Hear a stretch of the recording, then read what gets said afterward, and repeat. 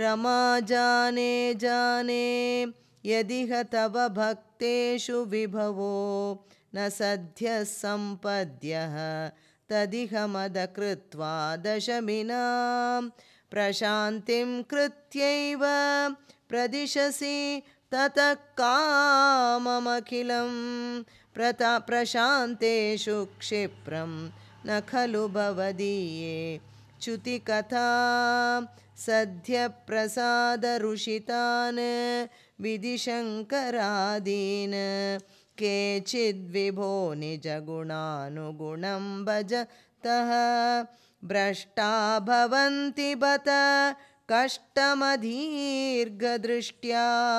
स्पष्टं वृकासुर उदाहरणं किलास्मिन् शकुनिजः स तु नारदमेकदा त्वरिततोषमपृच्छत् अधीश्वरं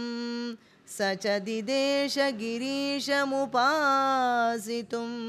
न तु भवन्तम् अबन्धुमसाधुषु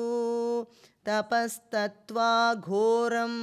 स खलु कुपितः सप्तमदिने शिरश्चित्वा सद्यः पुरहरमुपस्थाप्य पुरतः अतिक्षुद्रं रौद्रं शिरसि करदानेन निधनं जगन्नाथाद्वौरे भवति विमुखानां क्व शुभधीः मोक्तारं बन्धमुक्तो हरिणपतिरिव प्राद्रवत्सोतरुद्रं दैत्याद्भीत्यास्मदेवो दिशि दिशि वलते पृष्ठतो दत्तदृष्टिः तूष्णीके सर्वलोके तव पदमधिरोक्ष्यन्तम् उदीक्ष्य शर्वं दूरादेवाग्रतस्त्वं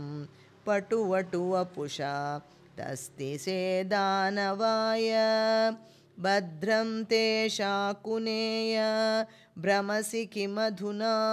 त्वं पिशाचस्य वाचा सन्देहश्चेन्मदुक्तौ तव किमु न करोषि अङ्गुलीमङ्गमौलौ इत्थं त्वद्वाक्यमूढः शिरसि कृतकरः सोपपच्छिन्नपातं भ्रंशो ह्येवं परोपासितुरपि च गतिः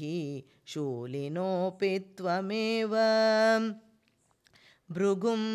किल सरस्वती निकटवासिनस्तापसाः त्रिमूर्तिषु समादिशन् अधिकसत्त्वतां वेदितुम् अयं पुनरनारदात् उदितरुद्धरोषे विधौ हरेऽपि च जिहिंसिषौ गिरिजया धृते त्वामगात् सुप्तं रमाङ्कभुवि पङ्कजलोचनं त्वां विप्रे विनिघ्नति पदेन मुदोत्थितस्त्वं सर्वं क्षमस्व मुनिवर्य भवेत् सदा मे त्वत्पादचिह्नमिह भूषणमित्यवादीः निश्चित्यते च सुदृढं त्वयि बद्धभावाः सारस्वता मुनिवराः दधिरे विमोक्षं त्वामेवमच्युत पुनश्च्युतिदोषहीनं सत्त्वोच्चयैकतनुमेव वयं भजामः जगत्सृष्ट्यादौ त्वां निगमनिवहैः वन्दिभिरिव स्तुतं विष्णो सच्चित्परमरसनिर्द्वैतवपुषं परात्मानं भूमन् पशुपवनिता भाग्यनिवहं परीतापश्रान्त्यै पुनः पवनपुरवासिन् परिभजे ನಾರಾಯಣ ನಾರಾಯಣ ನಾರಾಯಣ ನಾರಾಯಣ ನಾರಾಯಣ ನಾರಾಯಣ ನಾರಾಯಣ